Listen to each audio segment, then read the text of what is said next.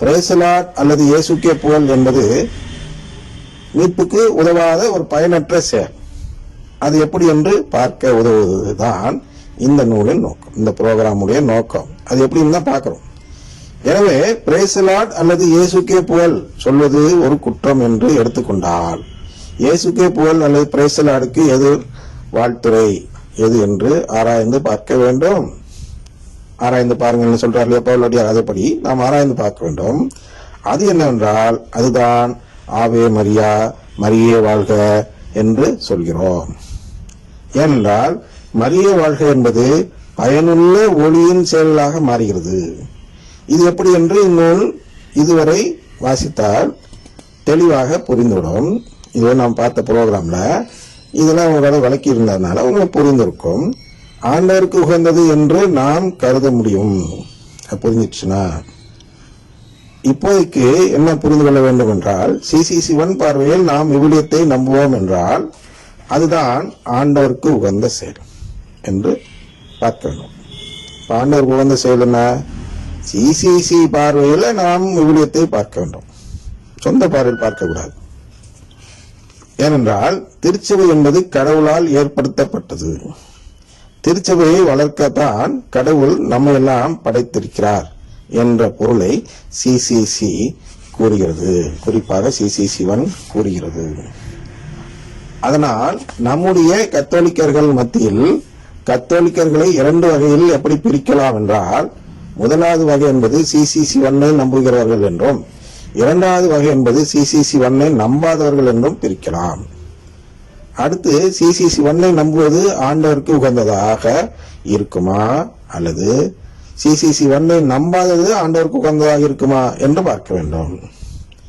அதாவது தவறு என்று தெரியும், ஆனால் அது எப்படி தவறு என்று விளக்கம் தர இயலாத நிலை இருக்கிறது அல்லவா? இந்த நிலைக்கு காரணம் என்பது புரிதல் குறைவாக இருக்கிறது. ஆனால் உணர்வு அதிகமாக இருக்கும்போது உணர்வால் அது தவறு என்று முடிவெடுப்பதுதான் இயல்பு. இந்த நிலையைதான் மத்தேயு 13:14 உங்கள் கண்களால் பார்த்து கொண்டே இருந்தும் உணர்வதில்லை என்று கூறுகிறார். அந்த உணர்வு புரியாதப்ப என்ன, ஒரு உணர்வாக இருக்க வேண்டும். இது தப்பா இருக்குமோ அப்படின்னு நம்ம ஒரு உணர்வினால் கண்டறிய வேண்டும். ஏதோ ஒன்று தப்பா இருக்கிறது. நிறைய பேர் பார்த்து இருக்கிறோம். என்ன சொல்வார்கள் என்றால், நான் அந்த பேசலாட அதெல்லாம் போக மாட்டேங்க, அதெல்லாம் சொல்ல மாட்டேங்க, அறுவடைக்கெல்லாம் போக மாட்டேங்க அப்படின்னு சொல்லுவாங்க. ஆனா ஏன் போக மாட்டீங்கன்னா அவங்களால வளர்க்க முடியாது. அதுதான் அந்த உணர்வு. அந்த உணர்வால் அவர்கள் என்ன செய்கிறார்கள் என்றால், கடவுளிடத்தில் தங்களுக்கு அன்பு இருக்கிறது என்பதை வெளிப்படுத்துகிறார்கள். ஏதோ ஒன்று கடவுளுக்கு எதிராக இதுல இருக்கு, என்ன எனக்கு வளர்க்க தெரியல, ஆனா அதனால நான் செய்ய மாட்டேன் அப்படின்னு முடிவெடுப்பார்கள். அதான் சொல்றார். இந்த நிலையைதான் மத்தேயு 13:14 உங்கள் கண்களால் பார்த்து கொண்டு இருந்தும் உணர்வதில்லை. யார? பிரைஸ் தி லார்ட் சொல்றவங்க சொல்றார். உணர்வற்றவர்களாக இருக்கிறார்கள். இதுல என்ன தப்புன்னு கேட்கிறான். நற்கரனுக்கு எதிராக வாழ்த்துறை சொல்லிவிட்டு ஏசுக்கே புகழ் நான் சொல்லுவேன், அதுல என்ன தப்பு இருக்கு அப்படின்னு கேட்பாங்க. ஏன்னா அவர்கள் உணர்வற்றவர்கள். இது கடவுளுக்கு எதிராக ஒரு செயலை நாம் செய்கிறோம், இயேசுதான புகழ்ற அப்படிங்கிறது அவங்களுடைய வாதம். ஏன்னா அவங்களுடைய நம்பிக்கை, அவங்களுடைய மறை கல்வி. அவர்களை பொறுத்தவரை மீட்பு என்றால் என்ன என்று பார்க்கும் பொழுது கரியெழுத்து தங்கெழுத்து பார்வையில் பார்க்கிறார்கள். ஆயர்கள் கூட இருக்கிறார்கள். குறிப்பாக சிவகங்கை மாவட்ட ஆயர், தற்போதைய ஆயர் என்ன செய்கிறார் என்றால், அந்த மறை மாவட்டத்தில் அனைவரும் திருப்பணி முடிந்து வெளியேறும் பொழுது ஒருவர் மற்றவரை பார்த்து இயேசுக்கே புகழ் சொல்லி வாழ்த்திக் கொள்ளுங்கள் என்று சொல்கிறார். ஒண்ணு மரிய வாழ்க்கை சொல்லுங்கன்னு சொன்னா நாம் திருச்சபை வாழ்த்துங்கள்னு பொருள்படும். அல்லது என்ன செய்ய வேண்டும், நாம் சிலுவையை ஏற்போம், சிலுவையில் மகிழ்ச்சி காண்போம் அப்படின்னு சொல்லலாம். சிலுவை நற்செய்தி அடிப்படையில் ஏதாவது சொல்லலாம். இல்ல ஒண்ணுமே சொல்லாமட்டா இன்னும் ரொம்ப நல்லது. இயேசுக்கே புகழ்னு சொல்றதுனால என்ன ஆகுது, அதை சொல்றவங்க எல்லாருமே இந்த உணர்வற்றவர்களாக இருக்கிறார்கள் என்பது வெளிப்படுகிறது. அந்த மறைமாவட்ட மக்களே உணர்வற்றவர்களாக இருக்கிறார்கள். உணர்வற்றவர்களாக மாத்திட்டாருன்னு நான் சொல்ல முடியாது அந்த ஆயர். ஆனால் உணர்வற்றவர்கள் என்று வெளிப்படுத்தி காட்டிவிட்டார். தனக்கும் உணர்வில்லை, இந்த மக்களுக்கும் உணர்வில்லை. அன்னை மரியாதை கூட தன் தாயாக ஏற்றுக்கொள்ளும் உணர்வு இல்லை. இயேசு கேட்டாரா, எனக்கு புகழ்ச்சி தேடித்தான் கேட்டிருக்காங்க. அவர் கேட்கிறாரா, என்னுடைய குடும்பத்தில் சேர்ந்து கொள், அவ்வளவுதான் கேட்கிறார். மீட்பை தேடி வா கேட்கிறார். மீட்பை தேடி வருகிறேன்னு சொல்றதுதான் மரிய வாழ்க. புகழ் தேடினது யாரு? யூதாஸ். இயேசுக்கு புகழ் தேடினது யூதாஸ். அதனால்தான் நீ அழகையாக இருக்கிறாய் என்று சொல்கிறார். அவன் அழகையாக இருக்கிறான். காட்டி கொடுக்கறது முன்னாடி சொன்னது, காட்டி கொடுத்த பிறகு சொன்னா காட்டி கொடுத்ததுனாலும் சொன்னார். காட்டியெல்லாம் கொடுக்கறதுக்கு முன்னாடி அழகை நீ ஏன் சொல்றான்னா, எவ்வளவுதான் இவர் எடுத்து போச்சாலும் அந்த யூதாசு வளமையை தேடிதான் போனான்.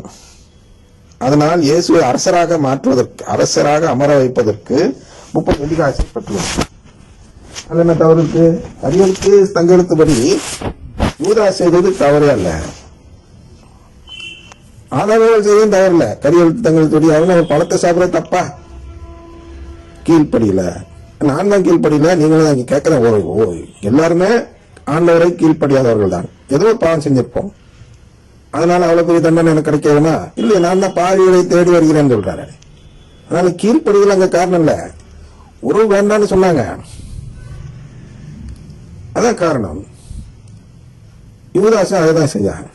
உறவை பத்தி கடவுள் பேசுறப்பெல்லாம் அவன் மனிதனுக்கு ஏற்புடைய பற்றியே சிந்தித்து கொண்டிருந்தான். கடவுளுக்கு ஏற்புடைய பற்றி மற்றவர்களெல்லாம் ஏற்றுக்கொண்டிருக்கும் பொழுது அதனால் அவன் அழகு என்று பார்த்தார். அதுதான் இவர்களும் செய்கிறார்கள். உங்கள் கண்களால் பார்த்து கொண்டே இருந்த என்னத்தை, நற்கருணை ஆண்டவரை பார்த்து கொண்டே இருந்தும் அதை உணராமல் பிரேசலான்னு வேற எங்கேயோ தேடுறீங்க. நற்கருணை ஆண்டவருக்கே புகழ் அப்படி சொன்னா கூட பரவாயில்லைங்களா, ஏன்னா பெந்தகோஸ்தாரன் சொல்ல மாட்டான். நீ இயேசுங்கிற வார்த்தையை பயன்படுத்துறீங்க, 2 பேரும் பயன்படுத்துற வார்த்தை. அதனால அதை வந்து மறைமுகமா கொண்டு போய் திருச்சபை தன்னுடைய பெயர் இயேசுவின் பெயர் ஃபெமினைன் அப்படின்னு சொல்றோம் இல்லையா? பெண்பால் வடிவில் தனக்கு பேர் வைத்திருக்கிறார் ஆண்டவர் இயேசு. அதாவது மீட்கவுள்ள ஆண்டவர் இயேசு, மீட்காத வரலாற்று நாயகன் இயேசு வேற. மீட்கிறதுக்காக உள்ள ஆண்டவர் இயேசுவின் பெயர் எது என்றால் மரியாள். ஏன் மரியாள்? எப்படி பெண்ணா மாறிட்டா திடீர்னா? அப்படி இல்லைங்க, தன்னுடைய மறைவுடல் தான் திருச்சபை.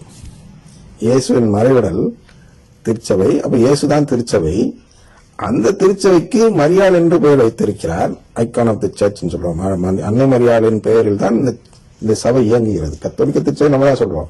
விண்ணகத்தில் அன்னை மரியாளின் சபை, அன்னை மரியாளின் குடும்பம், சபை கூட இல்ல. அதுதான் மீட்புக்கு அந்த கொடுத்து இந்த கத்தோலிக்க திருச்சபையை சேர்ந்தவர்கள் எல்லாம் அன்னை மரியாளின் குடும்பம். இந்த குடும்பம் தான் இயேசுவின் மறைவுடல். ஆனால் இயேசுக்கே புகழ்ங்கிறது அன்னை மரியாளுக்கு புகழ் சேர்த்தால் மரியே வாழ்க என்று சொன்னால் இயேசுவை உண்மையாக வாழ்த்துகிறோம். இங்க உறவு கேட்கும் விதத்தில் மறைபொருளா கொண்டு போய் மரியாதை தனக்கு பேர் வச்சுட்டார். நம்ம என்ன பண்றோம்? அது இயேசுக்கே புகழ்னா அந்த மாதிரி மறைவுடலாக இல்லாத ஒரு இயேசு, கடவுளின் குடும்பமாக இல்லாத ஒரு இயேசுக்கு புகழ் சேர்க்கிறீங்க. அது எப்படி அவர் பிடிக்கும்? அதனால அவர் பிடிக்காது. அதனால அங்க சொல்வார், என்ன சொல்வார் என்றால், உன்னை ஈன்றெடுத்த தாய் பேர் பெற்றவாள் அப்படின்னு சொல்லும் பொழுது அதை விட பேர் பெற்றவர் வந்து என் சொல்லை கேட்டு, அதாவது தந்தையின் சொல்லை கேட்டு அதன்படி செய்பவர்கள் அப்படின்னு சொல்வார். ஏன்? அதுதான் நம்ம எல்லாம் அவருடைய உண்மையான குடும்பத்தை சேர்ந்தவர்களாக மாற்றும். அப்ப அன்னை மரியாள் பெற்றெடுத்ததால் தாய் இல்லை, நல்லா புரிஞ்சுங்க. நம்பிக்கை வைத்ததால் தாய், கடவுளின் தாய். நம்பிக்கை வைத்தார்கள். பெரிய பாடம் போயிட்டு என்ன உங்களுக்காக சொல்லுகிறேன். கபிரியேல் வானதூதர் சொன்னதை நம்பியது என்பது கடவுளின் குடும்பத்தை நம்பியதால் அப்படி எனக்கு ஆகட்டும் என்று சொன்னார்கள் அல்லவா? அது போன்ற அந்த உணர்வு, உங்கள் கண்களால் பார்த்து கொண்டு இருந்தும் உணர்வதில்லை என்று கூறுகிறார். இதன் பொருள் என்ன? இது நாளை பார்ப்போம்.